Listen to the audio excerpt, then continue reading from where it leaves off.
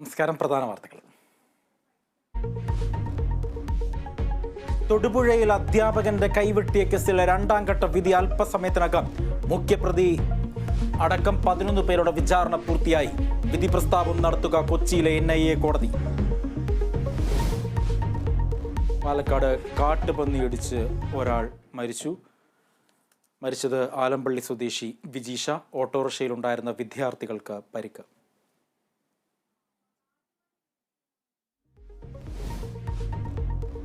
വിധിക്കെതിരായ വ്യാജരേഖ കേസിൽ നിർണായക നീക്കം.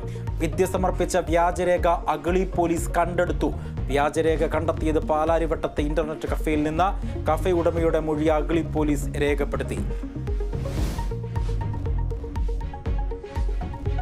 ദേവികുളം തെരഞ്ഞെടുപ്പ് കേസിൽ എതിർ സത്യവാങ്മൂലം സമർപ്പിച്ച UDF സ്ഥാനാർത്ഥി D. കുമാർ. രാജയ്ക്ക് സംവരണത്തിന് അർഹതയില്ലെന്ന് സത്യവാങ്മൂലം. രാജയുടെ പൂർവികർ കേരളത്തിലെത്തിയത് 1950-ന്. ഹൈക്കോടതി വിധിക്കെതിരായ A. രാജയുടെ അപ്പീൽ സുപ്രീം കോടതി അല്പസമയത്തിനകം പരിഗണിക്കും. കാരശ്ശേരി പുഴയിൽ സ്ലറി മാലിന്യം ഒഴുക്കിവിട്ട സംഭവത്തിൽ പ്രതിഷേധം ശക്തം.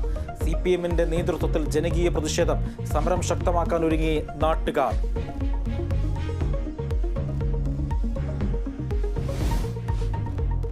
ഇന്ത്യ വെസ്റ്റ് ഇൻഡീസ് ടെസ്റ്റ് പരമ്പരയ്ക്ക് തുടക്കം.